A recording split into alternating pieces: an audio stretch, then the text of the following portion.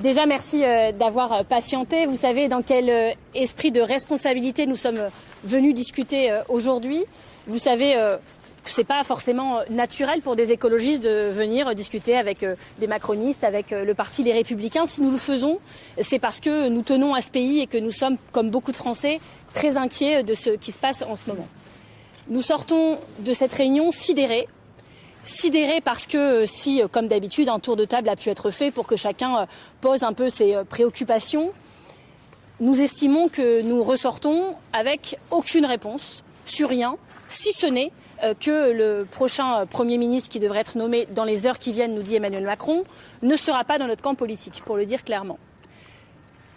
Dans tous les sujets qui ont été posés, vous imaginez lesquels ils sont, les retraites, la justice fiscale, le pouvoir d'achat, la justice sociale, l'environnement, que je dois dire, nous avons été bien seuls avec Cyril Châtelain à poser sur la table. C'est près de 43 reculs environnementaux qui étaient enregistrés depuis le début de l'année. Et c'est en 2025, alors que tout le monde sait, irresponsable. Nous avons posé tous ces sujets. Un seul a été traité, celui des retraites. Non pas pour avancer sur une abrogation, vous l'imaginiez. Non pas même pour aborder une suspension. Mais finalement, pour nous dire que peut-être on pourrait décaler dans le temps, donc pas suspendre mais décaler, étaler davantage dans le temps, seulement la mesure sur l'âge et non pas celle sur le nombre de trimestres. Vous comprenez bien que ça ne peut convaincre personne à gauche chez les écologistes autour de la table. Vous comprenez bien que quand Emmanuel Macron à la fin termine, alors que nous avons assisté, comme vous y assistez tous les jours dans les médias, à l'explosion du socle commun, qui n'est plus un socle et qui n'a rien de commun, qu'on appelle plateforme de stabilité, mais enfin de quelle stabilité parle-t-on, de qui se moque-t-on? Et quand M. Macron finit en disant « bon, je compte, du coup vous êtes autant de parlementaires et vous, en comptant tout le socle commun, vous êtes autant, donc vous restez plus nombreux », alors que ce à quoi j'ai assisté aujourd'hui, ainsi que Cyril Châtelain, ainsi que tout le monde, c'est un socle commun qui n'est pas stable. Et ce n'est pas juste nous qui le disons ou qui l'avons constaté cet après-midi, c'est ce que nous avons vu 3 fois de suite. Ce socle commun a été testé et désapprouvé 3 fois. Et la dernière fois, il a implosé.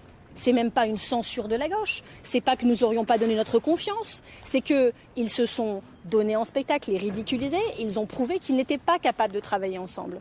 Et donc quand j'entends Emmanuel Macron, de manière assez stupéfiante, faire sa conclusion en disant dans les quelques heures qui viennent, je nommerai du coup un Premier ministre qui correspond au calcul arithmétique que je viens de vous faire.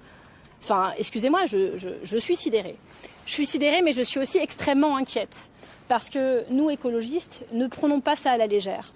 On n'a pas de plaisir à faire tomber des gouvernements. On n'a pas de plaisir à voir que, y compris l'hypothèse d'une démission du président de la République avance très fortement dans l'opinion publique, dans les sondages, mais aussi dans son propre camp. On a quand même Édouard Philippe, qui est son premier ministre dans l'ordre chronologique, qui appelle au départ du président. Comment voulez-vous que tout ça se termine bien?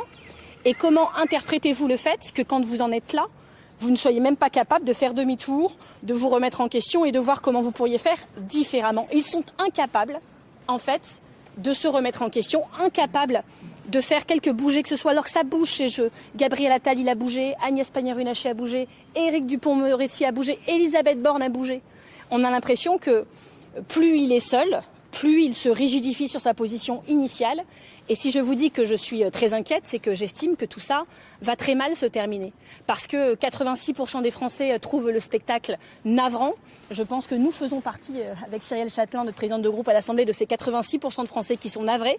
Mais heureusement que les Français n'assistent pas à ce genre de réunion et à la manière dont M. Macron fait sa conclusion. Donc on a compris très clairement, que nommer un Premier ministre de gauche ou écologiste n'était pas son option, mais nous continuons de vous dire avec conviction que c'était finalement la seule solution et que s'il ne le faisait pas, ça terminera exactement de la même manière que les fois précédentes. Voilà.